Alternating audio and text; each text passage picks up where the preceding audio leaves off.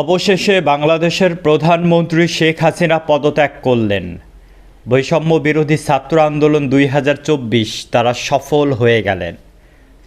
প্রথমে তাদের দাবি ছিল ৯টি, পরবর্তীতে এক দফা দাবিতে চলে আসেন এবং বাংলাদেশ সরকার প্রধানমন্ত্রী শেখ হাসিনা পদত্যাগ করতে হবে এবং সেটাই হইল।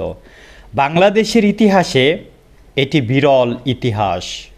বাংলাদেশের ইতিহাসে এই ইতিহাস লেখা থাকবে। আগামীতে যিনি বাংলাদেশের প্রধানমন্ত্রী, রাষ্ট্রপতি বা সরকার চালাবেন, তাদের অনেক কিছু শিখার আছে, জানার আছে এবং বোঝার আছে এই ঘটনা থেকে অবশ্যই। এবং জনগণ হিসাবে আমাদেরও অনেক কিছু শিক্ষা অর্জনের বিষয় আছে। দেখেন, বাংলাদেশের সকল ক্ষমতার উৎসই হইল জনগণ।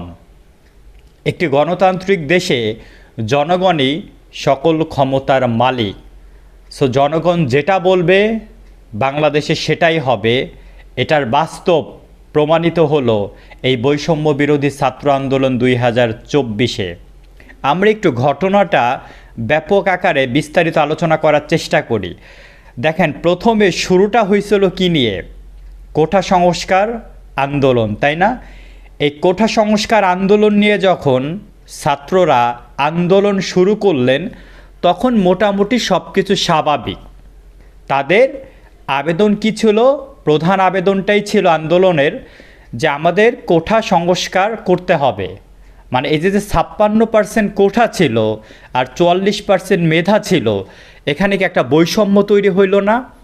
একটা স্বাধীন দেশে ৫৬% কোঠা, মানে ১০০ জনের ভিতরে ৫৬ জনই কোঠায় যদি ঢুকে চাকরিতে, আর ৪৪% মেধা, তাহলে সাধারণ যারা শিক্ষার্থী, মেধাবী, যাদের কোঠা নাই, তাদের উপরে কি জুলুম, বৈষম্য করা হয়েছে।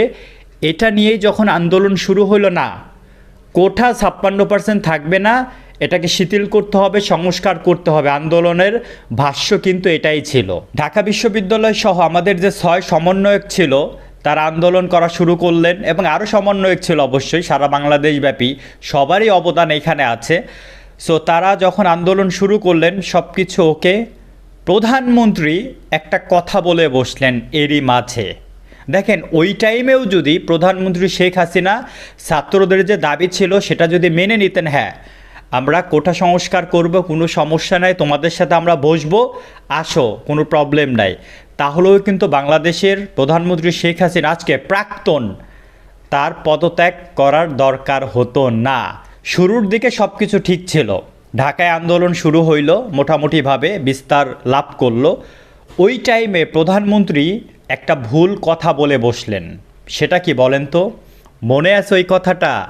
রাজাকার, আমি কে, তুমি কে, রাজাকার রাজাকার। প্রধানমন্ত্রী বলে বসলেন, আচ্ছা মুক্তিযুদ্ধের সন্তানরা মেধাবী হয় না, যত মেধাবী রাজাকারের বাচ্চারা হয়। That is language. এই একটা বাক্যে, একটা সেন্টেন্সে সব কিছু উলটপালট হয়ে গেল।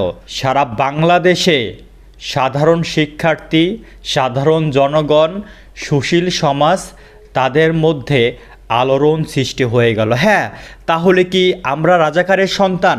আমি কি রাজাকারের সন্তান? অবশ্যই না। ওই যে শুরু হলো ঢাকা বিশ্ববিদ্যালয় আন্দোলন, শুরু হইল, সারা বাংলাদেশব্যাপী আন্দোলন ছড়িয়ে পড়ল। দেখেন, ওই সময় পর্যন্তও ঠিক ছিল। ওই টাইমেও যদি প্রধানমন্ত্রী শেখ হাসিনা বলতেন যে আমরা আসো, আমার ভুল হয়েছে কথাটা বলা, আমরা একসাথে বসি, তোমাদের কোটা সংস্কারের বিষয়ে আমরা একমত হব এবং হাইকোর্টের রায় আসা পর্যন্ত একটু ওয়েট করো, ধৈর্য ধরো, তাই না? ওই টাইমে কিন্তু তিনি এই কথা বলেন নাই, পরবর্তী সময়ে গিয়ে বলেন। পুলিশ বাহিনী সাধারণ নিরস্ত্র শিক্ষার্থীর উপর হামলা শুরু করে দিলেন, গুলি শুরু করে দিলেন। ইন্টারনেট, ফেসবুক বন্ধের আগে আবু সাঈদ মারা গেলেন। এই ঘটনাটা, আবু সাঈদের এই মৃত্যুটা সারা পৃথিবীর মানুষ দেখে ফেলে। ওই টাইমে মানুষ ডিসিশন মেক করে, না এই সরকারের সাথে আমরা থাকবো না, এই সরকারের কিন্তু পতন চাই। ওই টাইমেও কিন্তু পতনের এই চিন্তাটা মানুষের মাথায় যে আসছে, ব্যাপারটাও কিন্তু সঠিক না। পরবর্তীতে ইন্টারনেট বন্ধ করে দেয়া হইল, ফেসবুক বন্ধ করে দেয়া হইল, সব কিছু বন্ধ করে দেয়া হইল, রাইট? ওই টাইমগুলোতে কি হয়েছে বাংলাদেশে, বহির্বিশ্বের মানুষ দেখছে। এবং ওই টাইমে একটা নারকীয় হত্যাযোগ্য কাণ্ড কিন্তু চলে বাংলাদেশে। পরবর্তীতে রায় আসলো কি, মেধা হইল 93%, কোটা হইল 7%, দুইটা মিলায়া 5 এবং 2 7%। রায়টা কিন্তু চলে আসলো, তাই না? সো ছাত্র সমাজ এই কোটা সংস্কারের যে দাবি সেটা কিন্তু কমপ্লিট হইল হাইকোর্টের রায়ে। ওই সময় পর্যন্ত বাংলাদেশের ছাত্র সমাজের কিন্তু 9টা দাবি ছিল, যে এই 9টা দাবি আমাদের মেনে নিতে হবে। 9টা যে কর্মসূচি ছিল ওই কর্মসূচি মেনে নিতে হবে, মেনে নিলে আমরা আমাদের আন্দোলন থেকে সরে দাঁড়াবো। প্রধানমন্ত্রী শেখ হাসিনার কিন্তু ওই টাইমেও কিছু সময় ছিল নেগোশিয়েট করার, বাট ওই যে কথাই বলে না যে আপনি অন্যায় অত্যাচার, বাংলাদেশের উপর জুলুম, বৈষম্য, হত্যাযোগ্য কাণ্ড, যেটা 1952 সালেও এই হিস্ট্রি মানুষ দেখে নাই, এত মানুষ মরে না, 39 জন মানুষ মারা গেছিল। 52 বলেন, 66 বলেন, 69 বলেন, এত মানুষ মারা যায় নাই ভাই। সো এত মানুষগুলা যে মারা গেল, মারা যাওয়ার পর তখনই বৈষম্য বিরোধী ছাত্র আন্দোলন হঠাৎ করে ঘোষণা দিলেন, আমাদের 9 দফা দাবি লাগবে না, আমাদের 1 দফা দাবি, সেটা হইল শেখ হাসিনার পদত্যাগ, লাইক এই সরকারের পতন চাই। 1 দফা দাবিতে কাজ শুরু হয়ে গেল। তার মাঝে কিন্তু অনেক মানুষরে মেরে ফেলছে অলরেডি। 266 জনের উপরে মানুষ মারা গেছে অফিসিয়ালি, আনঅফিসিয়ালি কত মানুষ মারা গেছে আল্লাহই ভালো জানেন। বাংলাদেশের সকল নাগরিক ছাত্র সমাজ এক হয়ে গেলেন এবং 1 দফা দাবি বাস্তবায়নের জন্য তারা আন্দোলন শুরু করে দিলেন। বাংলাদেশের প্রত্যেকটা জেলায়, অধিকাংশ জেলায় আন্দোলন ছড়িয়ে পড়ল, ঢাকায় আন্দোলন ছড়িয়ে পড়ল। এবং আরেকটা কারণ আছে কিন্তু, সেটা হইল ঢাকা বিশ্ববিদ্যালয়ের ওই যে গভীর ওই রাতটা চিৎকার করতেছিল বিশ্ববিদ্যালয়ের মধ্যে কি হচ্ছে, ইন্টারনেট সব কিছু বন্ধ, কেউ জানে না।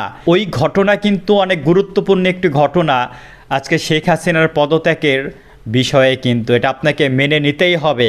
কারণ ঢাকা বিশ্ববিদ্যালয়ের মতো একটি এরিয়াতে যখন এভাবে অ্যাটাক করা হইল, ঢাকা বিশ্ববিদ্যালয় যখন রক্তে রঞ্জিত হয়ে গেল, তখন কিন্তু ইতিহাস যে পাল্টাবেই এটা সাধারণ মানুষ বুঝে ফেলছিল। এবং বৈষম্য বিরোধী ছাত্র আন্দোলনের 6 জন সমন্বয়ককে যখন ডিবি অফিসে তুলে নিয়ে হেফাজতে রাখা হয়, এটা আসলে বন্দি করে রাখা হয় ওইটার নামে, এইটাও কিন্তু বাংলাদেশের সাধারণ মানুষের উপর প্রভাব পড়ে। তার মানে এরা যা চাইবে কি তাই হবে? এরা যে অন্যায়গুলা করবে, অন্যায়কে আমাদের মাথা পেতে নিতে হবে? অবশ্যই না।